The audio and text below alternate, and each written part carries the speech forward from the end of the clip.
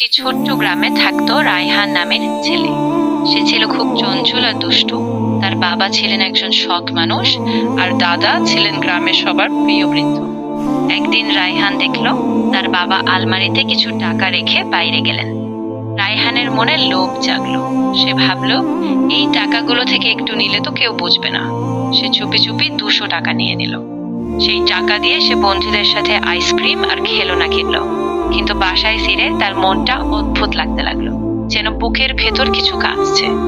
রাতে তার বাবা বললেন, আজ আলমারিতে টাকা কম কেন? রায়হান চুপ করে রইল। তার বুক ধড়ফড় করতে সেই রাতে রায়হান ঘুমাতে পারল না। সে স্বপ্নে দেখলো একটি অন্ধকার ঘর, আর সেখানে সে একা।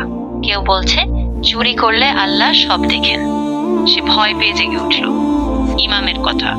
পরের দিন জুমার নামাজে ইমাম সাহেব খুতবায় বলছিলেন, যে ব্যক্তি চুরি করে সে শুধু মানুষের হক নষ্ট করে না, সে নিজের আখিরাতও নষ্ট করে। আল্লাহ সব কিছু দেখেন।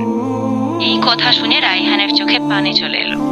তার মনে হলো কথাগুলো যেন শুধু তার জন্যই বলা হচ্ছে। দ্বিতীয় ভুল। কয়েকদিন পর রায়হান আবার লোভে পড়ল। এবার সে দাদার পকেট থেকে 100 টাকা নিয়ে নিল। দাদা নামাজ পড়তে গিয়েছিলেন। দাদা ফিরে এসে বললেন, আমার পকেটে 100 টাকা ছিল, হয়তো কোথাও পড়ে গেছে। দাদার কণ্ঠে কষ্ট ছিল। রায়হান দেখলো দাদার চোখে পানি। সেই দিন থেকে রায়হান বদলে গেল।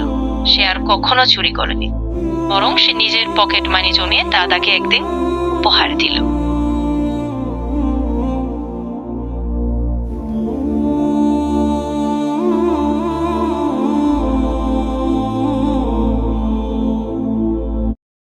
বন্ধুরা, পরের পার্ট দেখার জন্য চ্যানেলটাকে সাবস্ক্রাইব করো।